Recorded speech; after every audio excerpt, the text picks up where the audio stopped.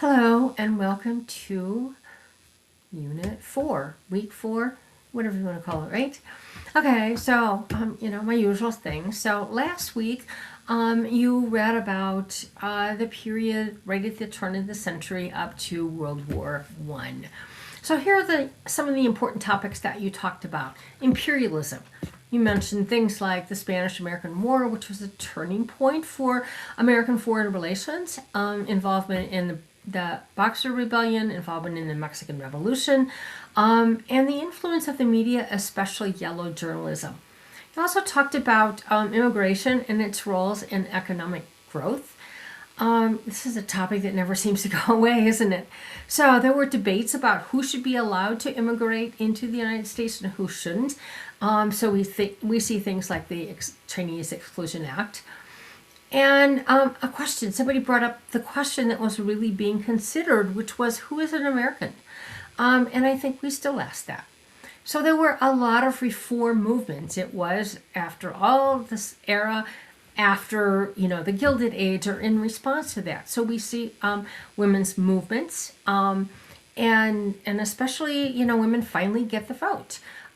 Social reform, poverty, living conditions, settlement houses like Hull House and Jane Addams, economic reforms, the breaking up of monopolies, the impact of things like the Triangle Shirtwaist Factory fire, which brought about some safety measures for workers, and progressive environmentalism. So protection against conservation, should we be just protecting these areas, or should we find a way to conserve them, but also, make them work for us, like dams to provide water for communities, that sort of stuff.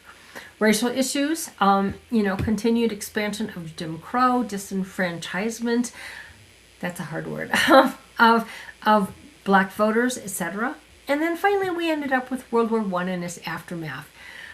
It was a period that saw a shift from neutrality to global involvement, and yet afterwards we still see people who want to remain isolated. So the country was still torn by that, and I don't think that ever went away either. Weaponization of patriotism, propaganda, the Red Scare, the 1918 influenza panic.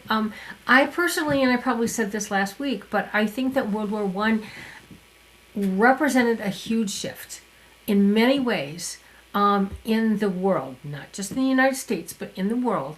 And we often overlook that. So I think that's it's an important one to cover.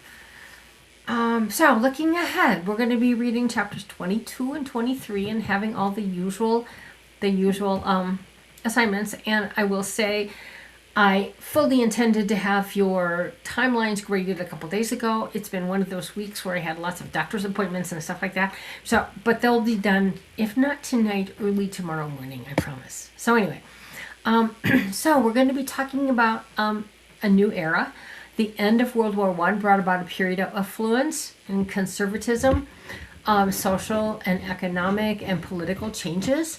We call it the Roaring Twenties. People were partying, people were free, women had the vote now, so they, and they wore short dresses and cut their hair and all that kind of stuff, and F. Scott Fitzgerald, etc., right?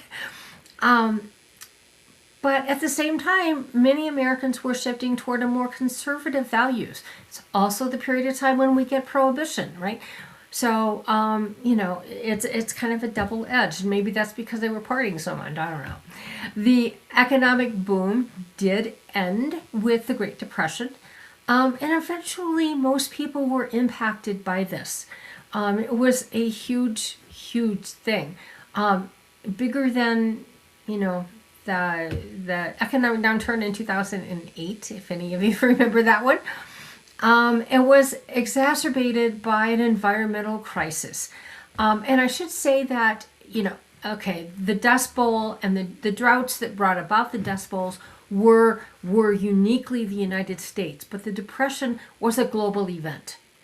It impacted Europe, It had a huge impact on what happened after World War I in Europe, and it impacted South America, North America, Europe, most of the Western world for sure. Okay, and the Dust Bowl was an environmental impact that caused a lot of people to have to leave their homes to migrate, and not only did it change where they lived, but it changed how they survived. They were no longer family farmers; they were working for big agribusinesses, etc. And then we eventually get the election of FDR.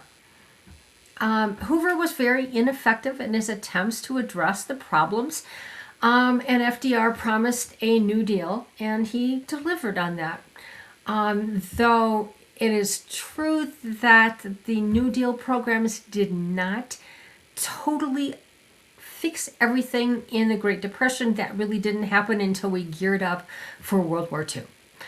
But the New Deal was many programs that helped address the problems, but it also significantly changed American government and its relationship with the American public.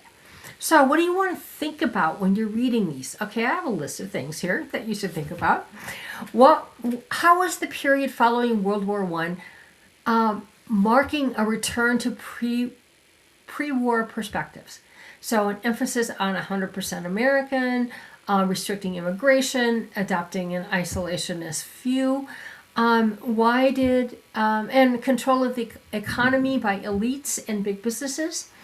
Why did women make some advances, and how were they influential? How would you describe the new woman?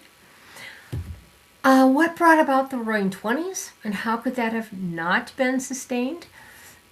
Or why could it not have been sustained? Back to a topic that we've been talking about in every unit, how our racist policies and attitudes continued and even exacerbated in this period, and how have they changed, if at all?